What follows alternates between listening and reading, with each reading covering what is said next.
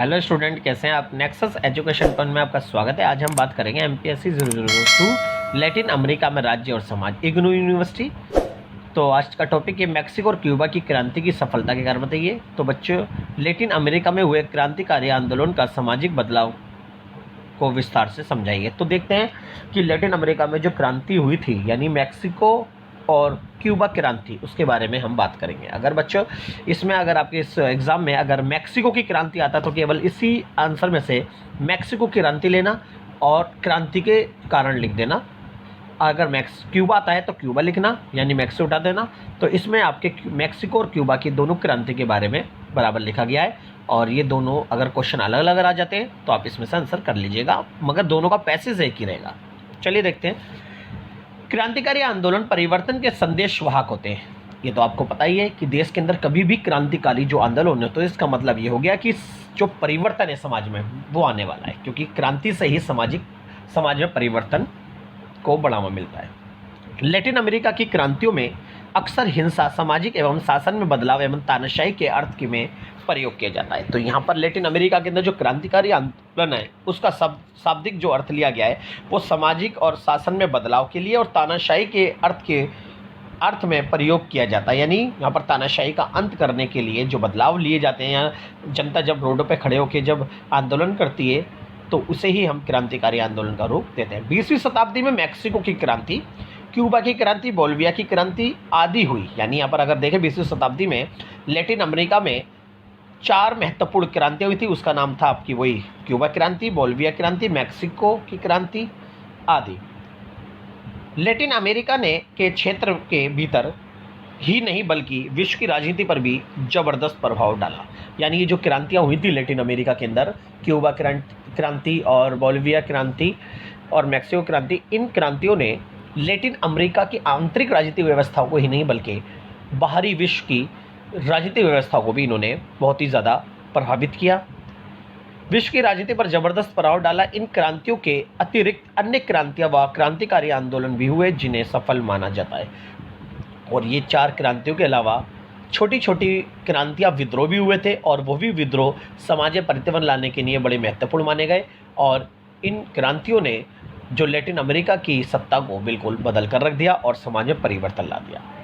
आपको पता है जो क्रांति होती है किसी न किसी या तो शासन के खिलाफ होती है, या सैनिक शासन के खिलाफ, या जब सरकार भ्रष्टाचार बढ़ाती है, या सरकार जनता के हितों की तरफ बिल्कुल ध्यान नहीं देती, या जब जो राजनीतिक व्यवस्था असफल होती है तो इसके विरोध में ये आंदोलन चलाए जाते हैं। अब देखते हैं मैक्सिको की क्रांति क्या थी। मैक्सिको क्रांति के बारे में देखते हैं। 19वीं शताब्दी के अंतिम वर्षों में मैक्सिको में पोर्फिरियो डियाज, यानी इसको हम शॉर्ट में मैक्सिको में जो डियाज कह सकते हैं, डियाज था 1857 में संविधान का उल्लंघन कर रहा था। यानी ये संविधान के अनुसार नहीं चल के एक तरह से इनकी तानाशाही बरकरार थी। डियाज के अनुसार एक पिछड़े राष्ट्र को आधुनिक बनाने के लिए तानाशाही की आवश्यकता थी। यानी यहाँ पर जो डियाज थे इन्होंने ये सोचा कि देश में अगर हमें मजबूती, अगर आधुनिक राज्य बनाना, देश बनाना है तो हमें यहाँ पर तानाशाही स्थापित करनी पड़ेगी। मैक्सिको का आर्थिक विकास सब्सिडी और विदेशी मुद्रा पर निर्भर था। अगर हम डियाज से पहले की बात करें तो मैक्सिको में सारी जो शासन व्यवस्था थी, यानी देश में जो आर्थिक ढांचा था वो केवल विदेशी मुद्रा या जो देश से जो कर लिया जाता है सब्सिडी, उस पर ही, आर्थिक विकास की सब्सिडी पर ही निर्भर थी। डियाज ने पादरियों एवं सेना को नागरिक स्वतंत्रता का उल्लंघन करने के लिए खुला छोड़ दिया।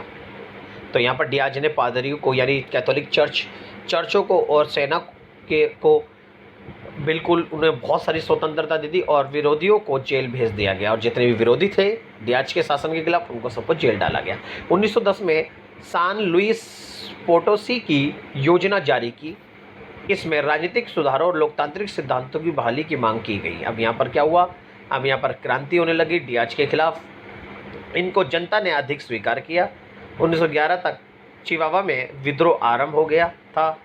माडेरो इस क्रांति का नेतृत्व करने मैक्सिको वापस लौटा।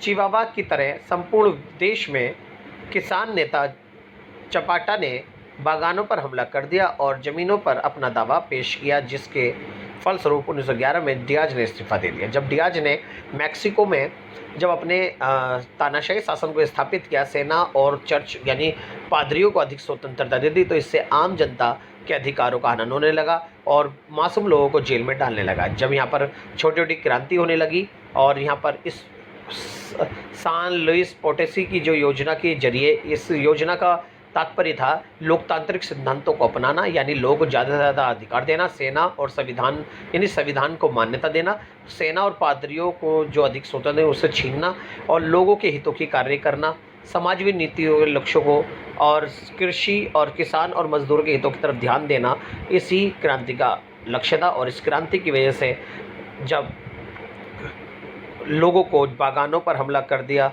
और ज़मीनों पर अपना दावा पेश किया, ज़मीन का पुनर्वितरण कर दिया गया, तो यहाँ पर डियाज को इस्तीफ़ा देना पड़ गया। इसका मतलब ये भी कह सकते हैं कि तानाशाही शासन के विरुद्ध यानी डियाज के शासन के विरुद्ध यहाँ पर विद्रोह हो गया और यहाँ पर उसे इस्तीफ़ा देकर अपनी संस्कृति छोड़नी पड़ी। और यहाँ पर अब देखते हैं क्यूबा की क्रांति। क्यूबा की क्रांति एक अनूठी क्रांति थी जिसमें फिडेल कास्त्रो का महत्वपूर्ण योगदान था।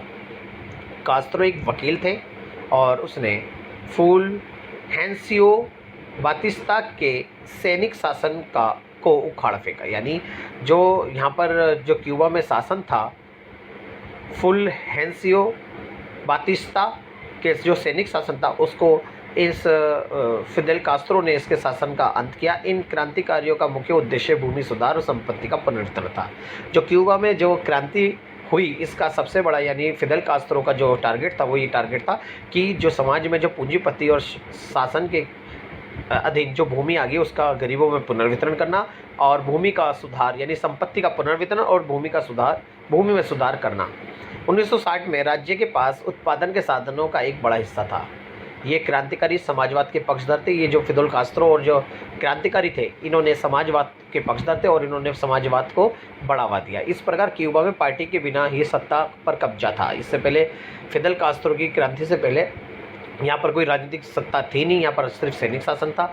और फिर उसके 1961 में जाकर ही यहाँ पर क्रांतिकारी पार्टी का गठन हो गया और जब फिदेल कास्त्रो की क्रांति हुई वहाँ पर उसके बाद यहाँ पर एक राजनीतिक संगठन बन गया। क्रांतिकारियों ने क्यूबा में मौजूदा पूंजीवादी अर्थव्यवस्था को समाप्त करके उत्पादन और वितरण के साधनों पर सरकार का सामूहिक स्वामित्व कर दिया।